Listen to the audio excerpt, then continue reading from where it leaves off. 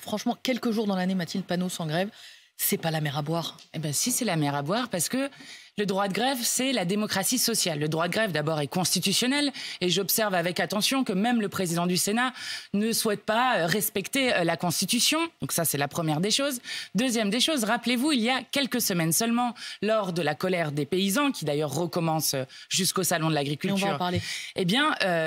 tous ces gens, donc notamment les Républicains, disaient le blocage des routes, il n'y a pas de problème, parce que ils disaient à la fois M. Attal face mais ils l'ont pas fait pendant les vacances, les agriculteurs. Oui, non, mais d'accord, mais bloquer les routes, ça empêche aussi des gens. Et il disait à ce moment-là, il n'y a pas d'ordre s'il n'y a pas d'ordre juste économiquement. Eh bien, il devrait dire la même chose sur lorsque la SNCF se met en grève, les contrôleurs en l'occurrence. Mais ce n'est pas interdire la grève, c'est quelques jours, les départs en vacances. Mais les retours en vacances. Mais vous vous rendez compte de ce que ça veut dire? Ça veut dire qu'il y a certains jours où vous ne pourriez pas revendiquer. Pourquoi les gens font-ils grève? Ils font grève parce qu'on a un océan de malheur dans la 7e puissance économique au monde, notamment avec un nombre de gens qui se retrouvent sous le seuil de pauvreté, qui est effrayant, et notamment du nombre de travailleurs pauvres. C'est vraisemblablement pas le cas des cheminots, hein, si je puis me permettre, c'est pas les plus mal lotis dans les travailleurs que vous évoquez. Justement, pourquoi est-ce que c'est important de garder des conditions de travail qui soient dignes pour les travailleurs? D'abord parce que c'est la sécurité des usagers et des passagers. Ça, c'est la première des choses. Mais deuxième chose qui est extrêmement importante, c'est que ensuite, quand les métiers ne sont plus attrayants, ce qui se passe notamment à l'hôpital public, ce qui se passe dans l'école publique, vous avez des effondrements. Et après, on se dit « Ah, on a un problème d'attractivité ». Bah oui, parce que tous les métiers du service public sont détruits méthodiquement. Et donc, moi, je soutiens cette grève. Et c'est aussi l'occasion pour tout le monde de se rendre compte que ce sont les travailleurs essentiels et que ce sont eux qui font fonctionner le pays. Il y a aussi des travailleurs essentiels qui prévoyaient de prendre le train.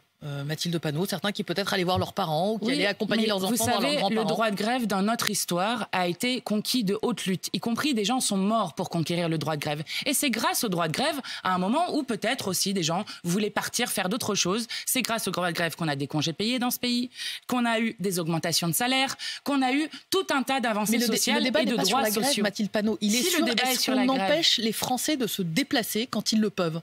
Mais c'est la définition du mot grève. Quand vous faites grève, bah forcément, il y a des difficultés pour des gens. C'est normal. Vous arrêtez votre travail. Et pourquoi est-ce que vous arrêtez votre travail? Aux voyageurs qui nous écoutent, qui nous regardent, bah tant pis, c'est comme ça, c'est la règle du jeu. Mais bien sûr. Eh bien, s'ils ne veulent pas de grève, la SNCF n'a qu'à répondre aux revendications légitimes qui sont portées par les syndicats notamment et par les travailleurs qui se mettent en grève massivement. Pourquoi se mettent-ils en grève? C'est pas tous les syndicats et tous les travailleurs. Hein. Je précise, c'est quand même les contrôleurs, les chefs de bord. Hein. Alors, pourquoi est-ce qu'ils se mettent en grève, les contrôleurs? Parce que il y a déjà eu une précédente grève à Noël et que on leur a dit il y aurait des négociations salariales et notamment des négociations sur la fin de carrière qui est le problème et un autre problème qui est que 40% de leur salaire, ce sont des primes donc qui ne comptent pas dans la retraite. Et comme les promesses qui avaient été faites à ce moment-là n'ont pas été respectées, eh bien, ils se voient dans l'obligation de nouveau de jouer le rapport de force parce que c'est la seule chose que les patrons comprennent dans ce pays. S'il y avait une vraie démocratie sociale dans les entreprises, à ce moment-là, peut-être que les travailleurs ne seraient pas obligés d'arrêter purement et simplement le travail. Personne ne fait grève par plaisir. Vous savez qu'ils perdent le salaire aussi. Mathilde Panot, 2 chiffres, puisqu'on parle de salaire. Plus 17% d'augmentation à la SNCF sur les 3 dernières années, chiffre avancé par la direction de l'entreprise. Calcul de nos collègues de BFM Business, un cheminot est en moyenne 10 fois plus en grève que n'importe quel salarié français.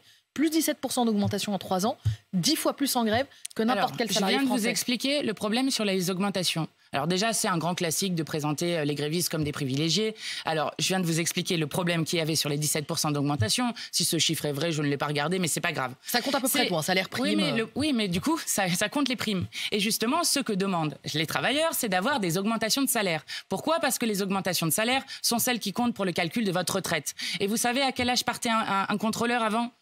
À 55 ans. Aujourd'hui, c'est 60 ans. Maintenant, on leur dit c'est 64 ans. Donc, non seulement on a volé 2 ans de retraite à tous les Français, mais en plus, on leur dit maintenant, vous ne pouvez plus revendiquer. Ça, c'est la première chose. La deuxième chose, moi, je salue celles et ceux qui combattent dans la société pour les droits de tous. Parce qu'en 2019, quand on a fait reculer la retraite à point, que voulait nous imposer Emmanuel Macron, ce sont les cheminots qui étaient en première ligne avec la RATP et d'autres. Et c'est grâce à eux que cette retraite à point n'a pas été mise en place. Les Français doivent leur dire merci. Mais je crois, oui. Les cheminots, dans l'histoire, ont conquis beaucoup de nos droits sociaux. Mathilde Panot, la SNCF dit aussi, il y a les augmentations de salaire, il faut aussi recruter. la SNCF recrute de nouveau, il y a les investissements dans le rail. Est-ce qu'il faut choisir entre augmenter d'un côté les contrôleurs et de l'autre, faire les 900 recrutements prévus cette année, 900 recrutements qui étaient prévus aussi l'an dernier, les 100 milliards qu'il faut investir dans le ferroviaire? Alors non, et il faut d'ailleurs investir massivement dans nos services publics, ce que nous demandons depuis des années, ce que ne permet pas notamment l'Union européenne. Je vais vous dire pourquoi la France a un train de retard. Regardez, là j'ai les dépenses des pays européens dans leur infrastructure ferroviaire en euros par habitant. La Suisse, je ne prends pas le Luxembourg, c'est 607 euros, mais je ne prends pas le Luxembourg, je le mets de côté. Allez, la Suisse, 413 euros. L'Autriche, 271 euros. L'Allemagne, 124 euros. La France, 45 euros. Voilà le problème que nous avons. Nous avons une destruction méthodique du service public ferroviaire. Raison de plus. Donc ce que vous êtes en train de me dire, c'est les bénéfices de la SNCF, il faut les réinvestir dans l'entreprise, dans les infrastructures, dans les rames, dans les recrutements. Là, pour l'instant, les contrôleurs, encore une fois, c'est une catégorie des travailleurs de la SNCF. C'est pas l'ensemble des salariés de la SNCF qui font grève aujourd'hui. Oui, eh bien, et ce que je dis, c'est qu'il faut investir massivement, à la fois pour que les gens puissent avoir des conditions de travail qui soient dignes et payer les gens correctement, et avec du salaire et pas des primes. Ça, c'est un combat qu'on mène depuis longtemps.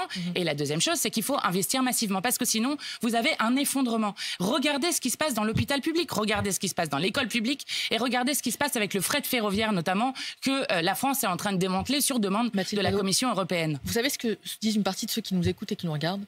Ça ressemble quand même aussi un peu à un chantage avant les Jeux Olympiques.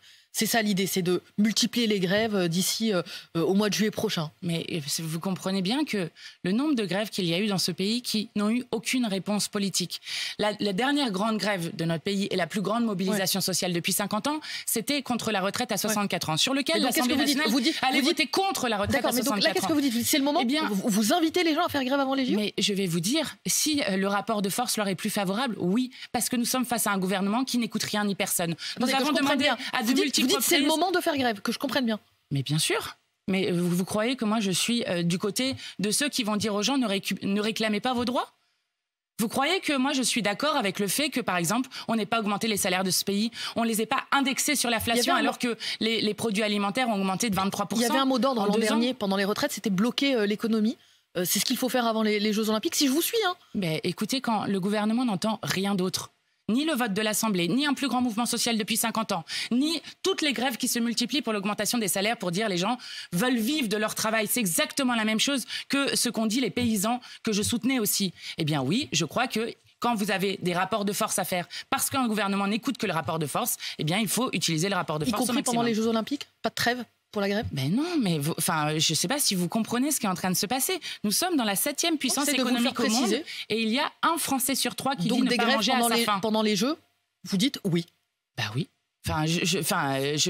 Si soit ils répondent aux revendications, qui sont des revendications que nous ne portons pas d'hier. Je veux dire, ils auraient très bien pu faire en sorte d'augmenter les salaires, de faire en sorte d'avoir des meilleures conditions de travail. Ils ont fait tout le contraire. Ils ont détruit le code du travail, ils ont supprimé les CHSCT. Bon, ils vont dans l'inverse de tout ce qui est le progrès social qu'il y a eu dans notre pays depuis des années, qui là aussi a été conquis par la grève.